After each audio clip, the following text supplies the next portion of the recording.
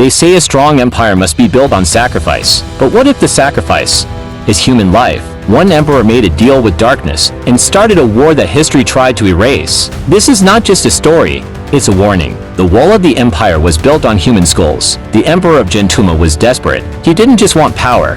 He was sick of it. Haunted by fear of enemy invasion, he sought help from the only one who could offer a solution beyond human logic, the magic man.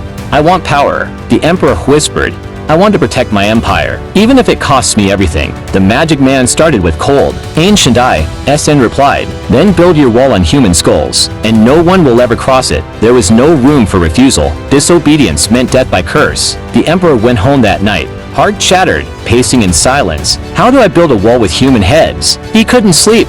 By morning, he returned to the magic man, trembling. Great one, I accept, but can you lessen the task? Just a little? The magic man laughed. Foolish humans, you want protection without sacrifice. Then, he spoke again. Start your foundation with skulls, and end it with skulls. The middle shall be brick. That is my mercy. The emperor nodded, heart heavy because he knew a war must be fought. The first strike, to provoke war and gather heads. He sent soldiers to cultivate land that belonged to another empire, the powerful land of Mantata. But Mantata had been waiting. Its emperor had trained his warriors for 10 straight years without rest. Kungfu masters, forged from childhood. In Mantata, every male aged 8 began warrior training. By 17, they were weapons, women, though not forced, joined by passion. Mantata was an empire of fighters, so when Mantata saw Gentuma trespassing, the emperor didn't hesitate. He sent a scroll but not a piece. It was filled with insults and threats. 6 months of silence. Mantata said nothing. He remained silent for 6 long months. Gentuma believed they had won without a fight,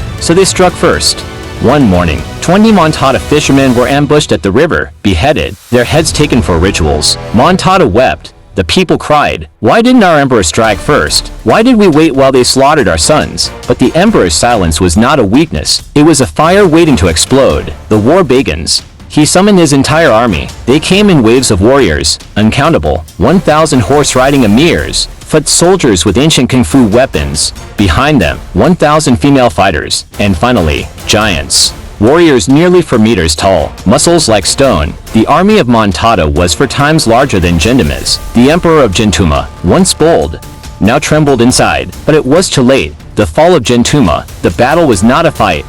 It was crushing, like an elephant stepping on an ant. The people later said, Mantata's wrath was complete. Gentuma was wiped off the earth. Its name only survived in warnings and whispers. As the empire that dared challenge the builder of the skull wall, never seek power through evil. It will always cost more than you expect. The emperor wanted protection, but paid with blood, peace, and generations of war. Don't mistake silence for weakness. Some storms are quiet before they destroy. Mantata waited, planned, and then struck with full power. Pride made Gentuma blind. Empires rise, but not all rise clean. Which empire would you serve? The one of skulls? Or the one of fists? Subscribe to Lion Finger Kungfu for more deadly lessons from the past. Like, comment, and share if you believe every empire carries a hidden secret.